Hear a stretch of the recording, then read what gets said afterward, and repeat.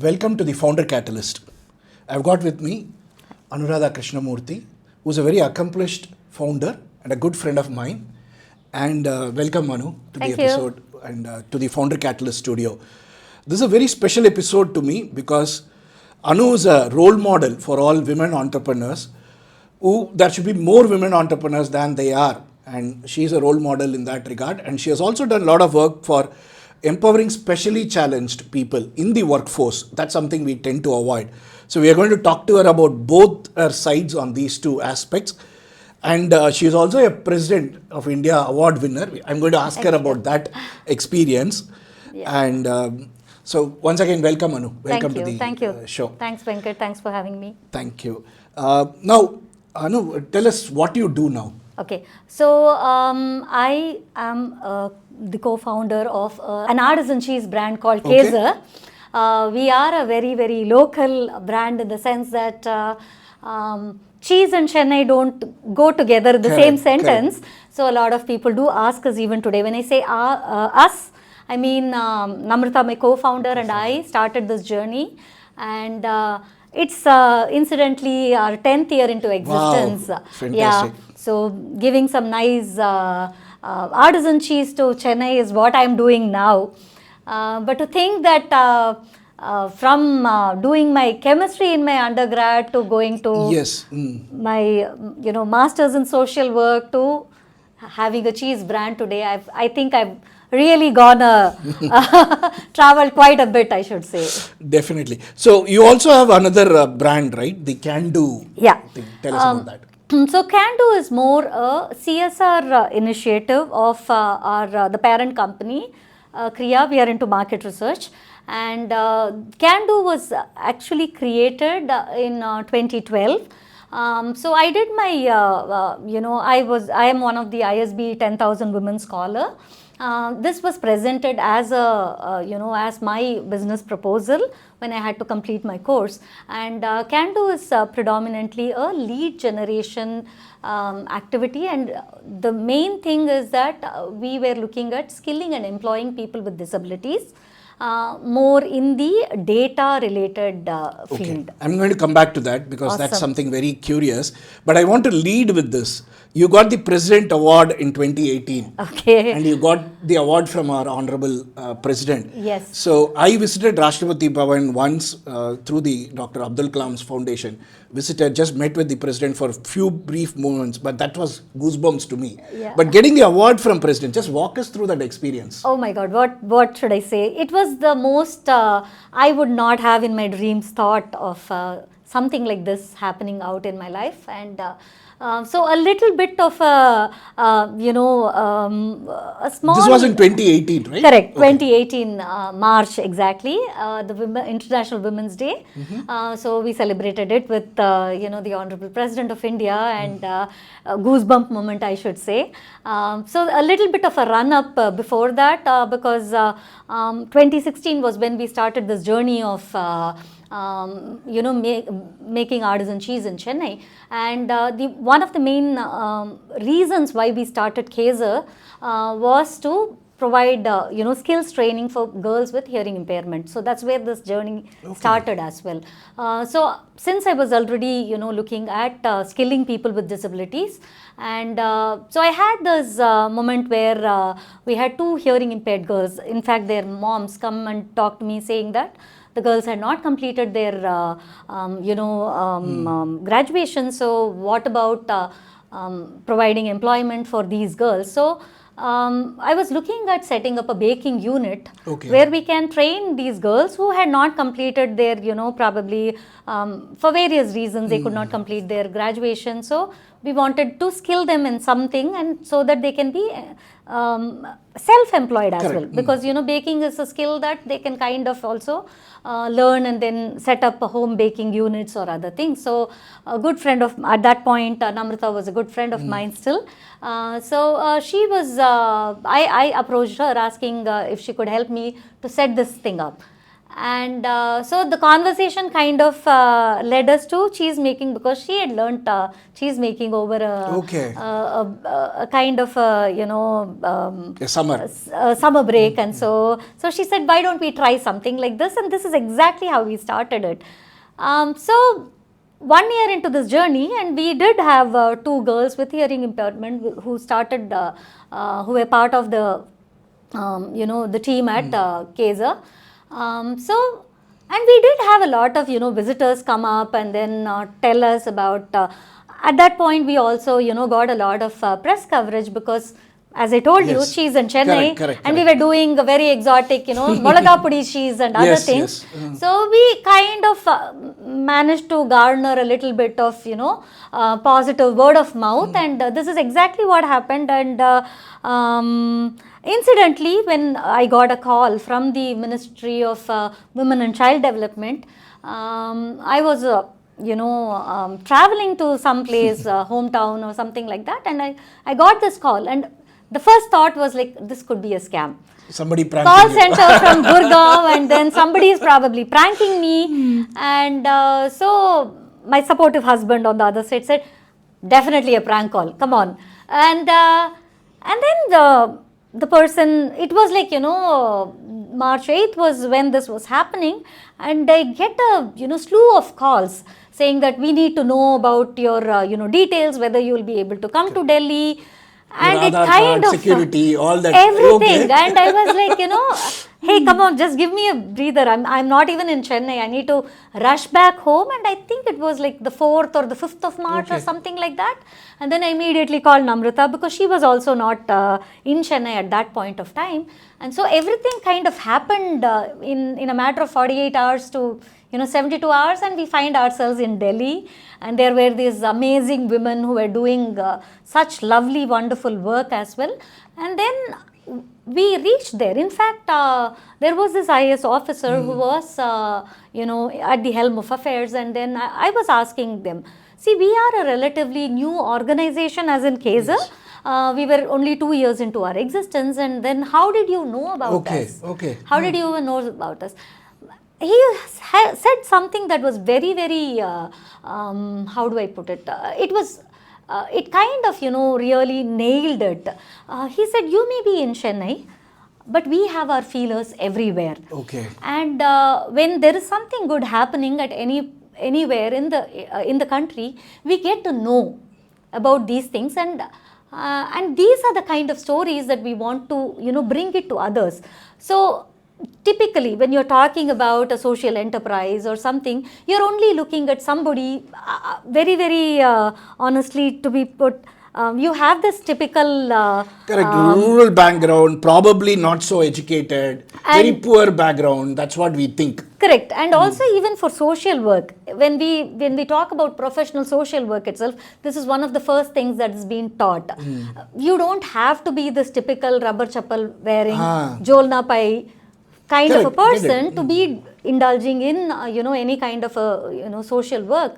So that is the professional social work angle as well. So this person told us that the IAS officer who was telling us, we were asking, how did you go about to select people who were the awardees and all that. So the moment itself, I was wearing a sari, and I was telling Namrata, I just don't want to trip and fall, because this is this red carpet, and you have this. This was in the Ashoka Hall, right? Yes. You had the President of the India there, and then you have to kind of do a little bit of a walk before you go and collect the. Did you get that coffee cup with the Indian emblem? Unfortunately, at that point of time, they did not give us all of that, but they did give us a lovely tea, and I could take my mom. I could take my husband Praveen, and I was like a surreal moment, I should say. Yes. Fantastic. This is the Nari Shakti Puraskar award, right? Correct. They give it for the women entrepreneurs. Exactly. And to be clear, I want you to expand on this a little bit. This is not you have a master's in social work. You started your career in social work in organizations, but this Käse cheese was not a social enterprise. It was a proper business, right? You didn't do this to be a Though there is an angle to empower these people, it was a business you started. Correct. It was a business, but the sense, in a sense that the Nari Shakti Puraskar also, kind of got us to be more socially responsible. And how we achieved this was through engaging with these kind of, grassroots organizations. See, ours is a very agrarian kind of an economy. And we are also working with a lot of the goat herding community in Gujarat. And we've been able to bring teach them the art of cheese making. And so that way, yes, though Käse is a private limited company and we are in the, in the sphere of making cheese, there are small little ways in which we are able to bring about the socially relevant angle. It is a for-profit business. Totally. You as a founder, as a co-founder, you are doing it. I'm sure there is a profit and loss. You make profits. Of course. And all that. But then you're also able to do a socially responsible cost. Totally. So today I see with a lot of founders, they think that these two are very distinct. True. They may have an idea to help society, some weaker parts of the society, but they think, okay, I have to leave my job or career, do this. They may be passionate about doing some business. Correct. I think you are able to merge that. That's the beauty I see in your journey. See, also, Venkat, the thing is, the minute you think of social work or, employing people with disabilities as charity, then actually the work ends there. These are individuals who are, if I should say, they are definitely better in all terms than the so-called normal individuals. All that they are looking for is an opportunity. So that's what we keep saying. They are resources end of the day, and you would be very surprised to see, for me especially after I started Can Do, we had this 40-seater call center where we employed people with hearing impairment and people with visual impairment. Call center, you were able to employ people with hearing. Exactly. How does that work? So for us, the main motto was to provide skills training and to employ them. So what kind of skills mattered? A lot of people with visual impairment, generally even the special schools that they are part of, have them trained in telecalling work. So I'm talking about the pre-AI still. I got it. Yes. So the calls, again, though we had the chatbots and other things have come in now, but even to set an appointment with a doctor or to all these cold calling, all of that had to happen through telephone. Telephonic sales is very much a part of how people used to do in terms of information, getting the data and all of that. So we had these people with visual impairment who had to kind of make these calls, and people with hearing impairment were the ones that did the data mining for us. So we had to get the database, get it validated. So visually impaired, they might be using some special software to translate it into... Yeah, I mean, they are... Technology is such a leveler because we had... a lot of it is also available. It's open source as well. So I'm sure today with AI, it would have been much better than the 10 years back you were doing this. True, yeah. So you have screen readers, you have magnifiers and all of that. So that is really good. So pre-COVID, we had this team that used to come, and as you correctly put, when people are employing or looking for having these unique opportunities for people with disabilities, we do not immediately think of having a role for a person with disability, right? See, a lot of times when I interact with founders, especially today, I think the younger founders in their 20s and 30s who are coming into, they are more open.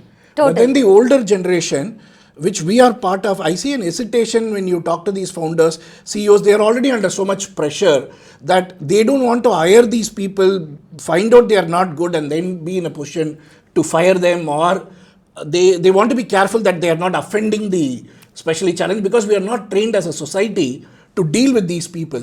So can you cover that part? How did you had your social work background, but still Yeah. That would have been a big jump as a founder, right? See, as a founder, yes. Because you are putting your own money, you need returns for it. Correct. See, as I told you, Venkat, if we think of it as, charity, and this person, I just need to, fill so many number of spots, at least, for some time it was, you were actually legally bound to be doing that. But now the entire, diversity and inclusion thing has really gone for a toss, because most of the companies in the US and others for whom Correct. Indian companies are working don't need to actually follow. But being in this field, I can say that, when we are hiring a person with disability, it is not just that person.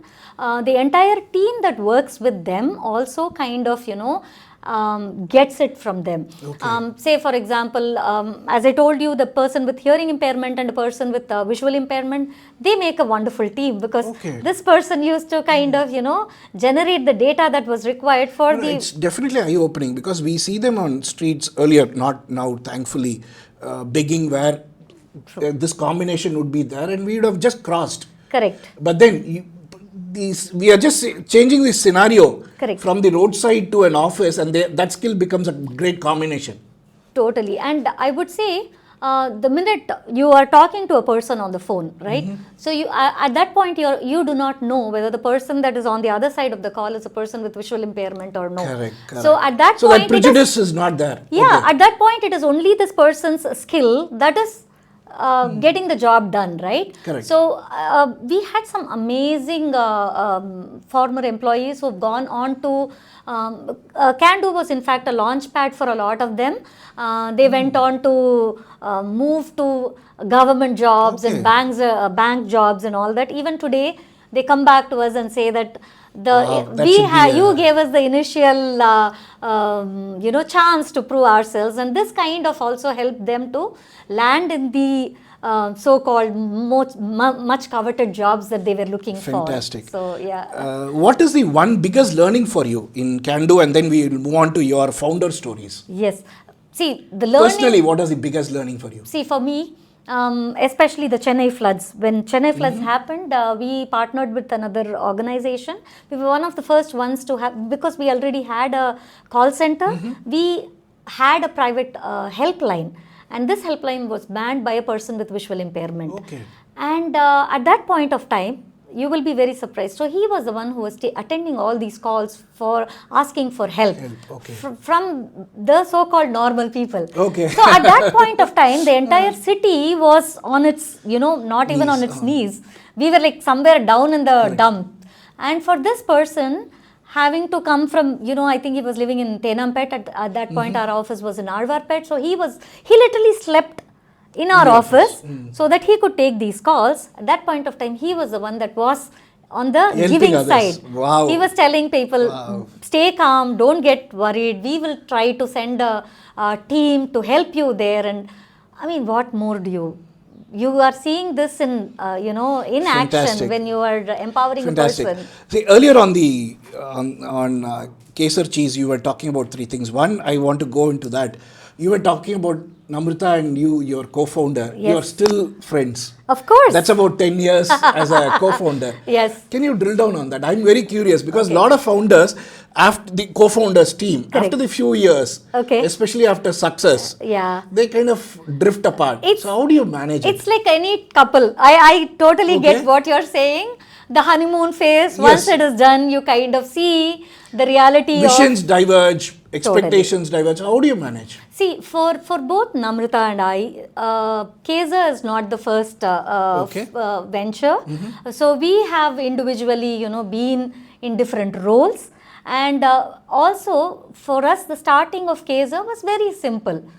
We were not even sure whether we will be able to kind of make Käse into a proper, how do I put it? It was proper business.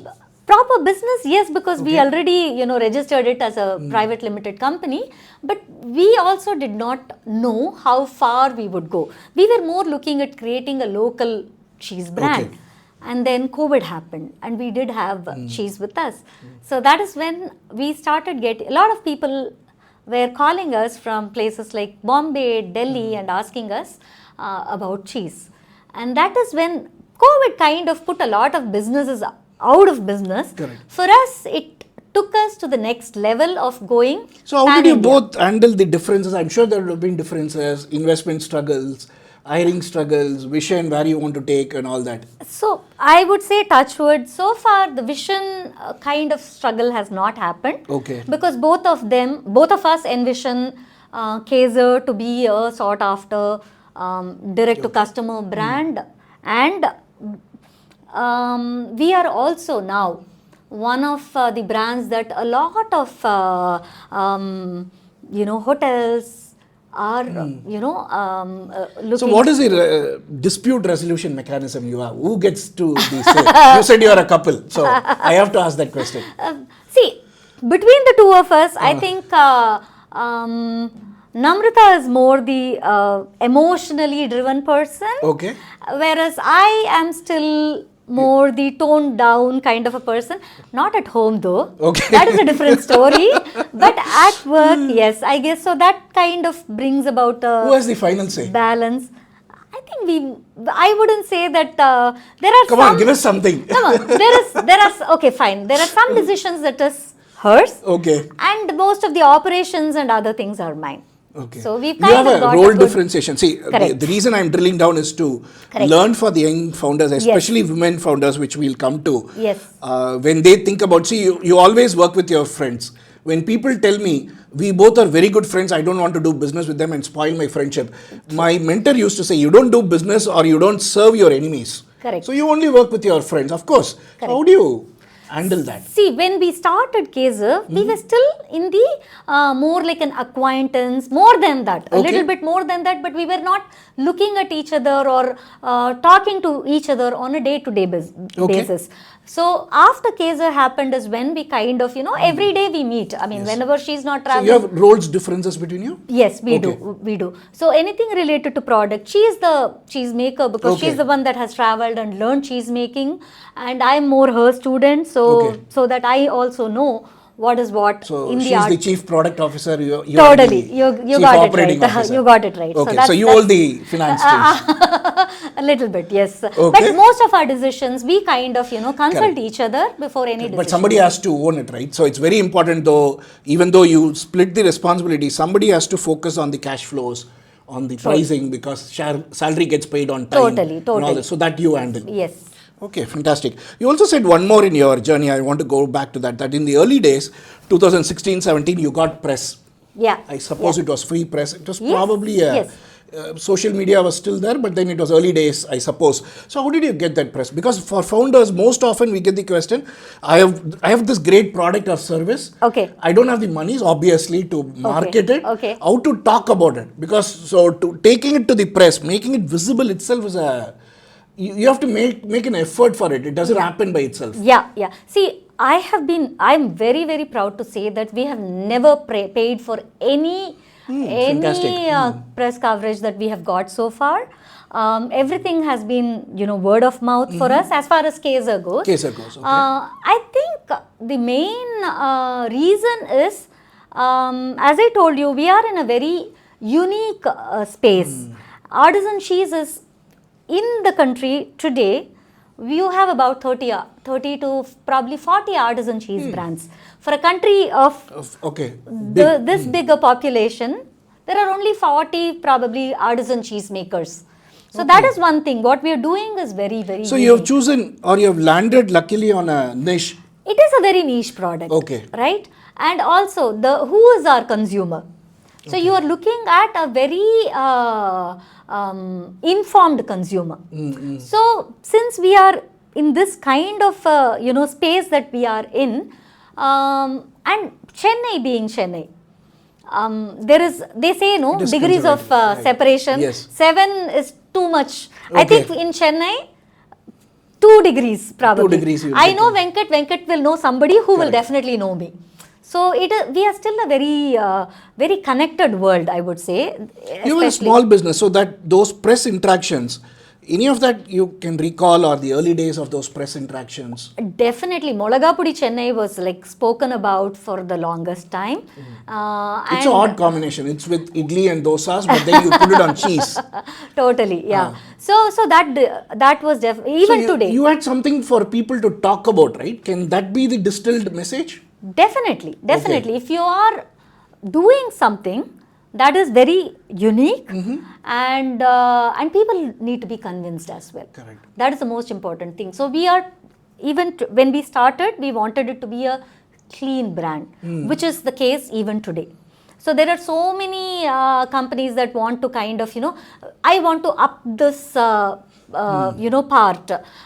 So I need to add a little bit of, something else in. And food today, the food that you buy from outside, being in the food industry kind of, opens your eyes to so many things that go into food itself. And it's very scary, Venkat, I'll tell you. We will stop eating outside if we get to know the kind of ingredients that are used in the kitchens of even star hotels. Okay, so cost cutting, because people going out and eating, take a fair guess of what do you think will be the actual cost of, say, a 500 rupee pizza that you are eating. 200 to 50 rupees? Come down. Wow, okay. 30%. 30% will be the cost of your food, actual ingredients. Food. Okay. So that 30% is what people, the food manufacturer or the the business is working on. So how can they reduce that 30% so that they can make more profit? So when you're talking about a full only profit as your motive, being in food business, it is like so very that scary. Became your differentiator. Totally. One, the Molagapudi cheese, which was your differentiator. Then your specially challenged thing became another talking point. Totally. So you were subconsciously, probably you were lining up these differentiators, even though you were doing something that you were passionate of. So this kind of was feeding each other. Totally. So for the founders, it's like if you are doing something, look at these stories that you can build around your business. That will naturally happen, right? You can't be sitting you can't force it on the... We can't do a brainstorming session to come up with this thing. I don't suppose your hiring specially challenged or these things were not brainstormed. And I remember coming into your early thing, I think in 17 or 18, the cheese tasting thing that we came. Correct. You were offering it to our friends, and that was a very different experience where food became suddenly an experience, food rather than a taste. Suddenly you were giving different types of cheese, and the act of picking it up and the story Namrata was saying about each cheese became a 2-hour engagement thing. How did that come? See, even today, it is not the product that you're selling. Okay. Right? It is these stories, it is these experiences that matter the most to your consumer. Maybe the first time sale, people will want to, kind of find out what is going on. So I want to taste it. Food especially, unless you are convinced, gourmet food. If I were to, take it off the rack of a supermarket, I will probably say, okay, correct, I will buy it. If I don't use it, I'll give it to somebody, or I can also dump it. Whereas artisan cheese is something that people are paying. Correct. They are paying a premium to get a product like ours. So unless they are convinced about what goes inside, see, and also the demography is also kind of changing, Venkat. When we started, we were still addressing questions like, what is the cost of your product? Why is the product expensive? There's an important thing that you are going. You were going for the premium market consciously. Correct. Yes. You were not worried at any point in time that I'm not going to be cornering 20% of this market. You said it's all about reducing price in food industry, but you were going in the opposite direction. Yes. We made that. I think that is a very, very important part in our journey, where we said we are a 100% preservative-free brand. Okay. And the milk that we use will that come would have from... been pushback, right? Okay, we are pricing it so high, will people buy, especially in Chennai? Yes. That would have taken a lot of courage. even today, people ask us, Chennai, it's a very difficult market to crack. We started in Chennai, and so we were with this very, very local brand. So that's where we, the first year of our existence, we were there in 17 artisan markets. Wow. That one calendar year, because unless people taste your product, unless they find value in your product, they're not going to be coming to you. Correct. And So, the pricing, that's what I want to come back on. How Yes. did you decide? It would have taken definitely a lot of courage to fix the price point. yes, it is. But see, for us, So that was your decision and not Namrata's? no, of course, it was a collective decision. Okay. Yeah, because, we are simple mathematics. If you kind of, tell your consumers, today if you get milk, see for us, 1 liter of milk will yield you 100 grams of milk solid. Okay. So that is the starting point. So to make 1 kilogram of cheese, you need to have 10 liters of milk. You can make the math. Correct. What kind of brand of milk you buy. For us, we work only with, milk that is, that still has it has to retain the fat content. Fat content, okay. You cannot work with skim milk or toned milk that generally is, what we are buying okay.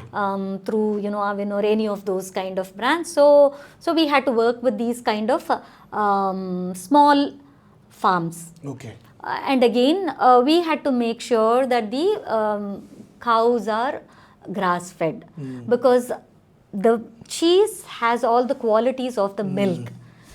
So see, this is all, learning for us as No, well. you were able to do all this because you set the price, because most often when I talk to founders, they misprice it. Yeah. Yesterday I was talking to a founder of a services company, and he's doing a fantastic offering, but his price point were wrong.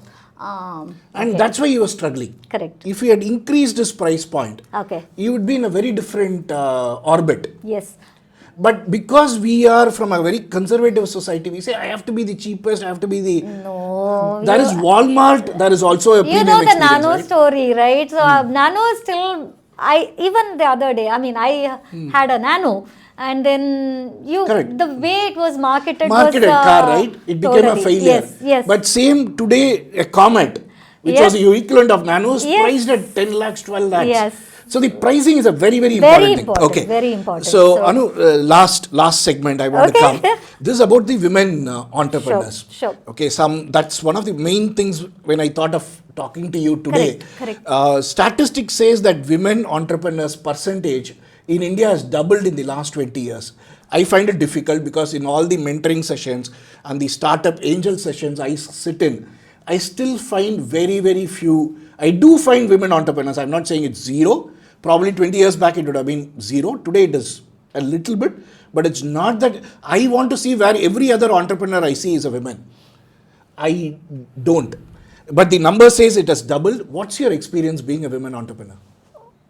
Are you seeing this change really, or it's still not there? See, rightly said, we need to have more women entrepreneurs, Venkat. But also, I think I can be a little bit, with you, I can be Yeah, very honest and say things. For especially Indian women, when we set out to be an entrepreneur or even our career, you see, I'm sure you have also read, especially things like IT and all. Correct. It's equal when they start out. Correct. Right? Then as it tapers, Why? it becomes... Why? That is because the role that a woman... Earlier on, we used to say that, yes, women are multitaskers, Correct. we can do this, that. No. That Lean shouldn't in. be the case. That shouldn't be the case. I think it is a very, very tough ask from a Indian woman, I would say. Because over here, these societal, the requirements are very, very different from a man and from a woman. Unfortunately, the majority of the household, running the household falls on a Responsibilities, yes. woman. They may say, yeah, you have gadgets, you have a maid, you have everything. You will know, as a person who is sitting in the office, to actually do a task or get the task done. which takes most of your time Correct. to get the task done. So when Absolutely. you have women, it is not like when I come to office, I still have to manage my cook, manage my aide, manage my whoever, take care of the medicines of my aging, parents, yes. all of that. The onus of all of this is on the woman. So yes, I can say that things are changing because we have a lot of help, and also now women don't women say it aloud that I need help. You will have to also contribute in the household. So I hope when that happens, you will see more and more women. So the person that needs more of learning is the man. Right? That's what my wife says. We have a son, like you know. Yes. So my wife says we have to more educate our son into Yes, this. going forward, So why do you see a lot of girls don't want to get married, especially when they have a set career? They don't want to because they feel that they get the raw end of the deal, right? Absolutely. So I guess there has to be a little bit of a balance. I'm not saying it is you need to go. There has to be a middle point. Absolutely. So that's when you will see a lot of women coming. Yeah. It's also because I think a lot of responsibilities become shared, and at the level of probably a founder, I would say, when you're dealing with people, sometimes we are still a patriarchal society. Correct. Right? So when we are going, say, for a loan or things are changing at the top level. The middle level still, I think, has to be more open to seeing women. You brought in a very power. interesting point. I was about to come there. Did you face any hurdles because you were a woman running in this business? Loans, bank loans was very difficult for me also. Yeah. 20 years back. Was Yeah. that a problem for you? We are still a bootstrapped entity as far Okay. as Käse is concerned. It's just Namrata and I. We've kind of not gone for But any. when you meet your customers, striking a deal, negotiating, was this a problem anytime you faced? Not from our end, but Okay. later on we found that probably we could have sent a male member for a discussion or something like that, more from the statutory point of view. So we had to deal with licenses and other things. So that was at the earlier stage. But today we are like we know what we are talking about. So people don't. I want to go into that because as founder entrepreneurs, especially women coming in, they need to handle everything. Totally. So totally. licenses are getting better, Yes. but still they need to go and handle with the government office. Yes. And all that. You think Yes. things have improved there? See, for us, personally, I would say yes. Okay. Things have improved from when we started. It's been 10 years now.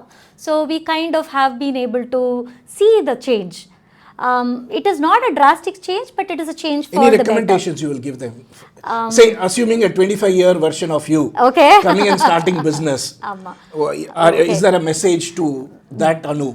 Definitely more assertive. Okay. Because that is something that I was not. I was because for me, entrepreneurship was also not a very, I wouldn't say, I was a very reluctant entrepreneur. Okay. Maybe yes, but if I would say, definitely finances is something that all of us, Okay. even as So people, assertive, finance, education, okay? definitely these two things These I two would things. say are That's a very Instagram. important point you said. You haven't paid for your press so far. Today, every business I start, they say, I need to have this influencer budget, marketing budget. Yes, yes, that's big. Yes. It is that it puts off so many people. Yeah. The minute, I mean, we have a lot of people who do ask us whether they want to, we want to partner with them. And then, see, for me, things like, food or these are something that are very, very personal. So imagine me going to a restaurant and having a good evening and a wonderful meal with my family. The ambience was great. I will intuitively want to give a good review about them, right? So yes, how many reviews can you buy? Correct. Unless your stuff is good, you will not get the kind of the loyal customers that you want. That's for a your very, very business. important message, because a lot of people, these young founders I see is, they say, I've created this, I'm not even finished, but I want to start my influencer campaign now. That's not how it works, right? It has to be the other way around. Maybe we are a different generation No, where we kind of I don't looking- agree on this. There are fundamental business truths and business methods. Yeah. They don't change.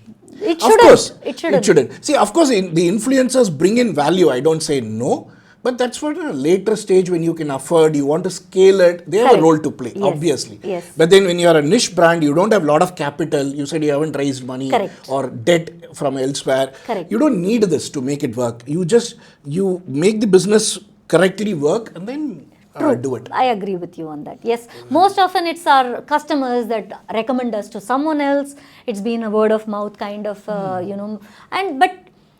and also, talking to customers on a one-on-one basis when we take part in these artisan events and other places is when we see, how the customers react to your product. So yes, it's been an amazing One last journey. question. Sure. What's your expansion plan?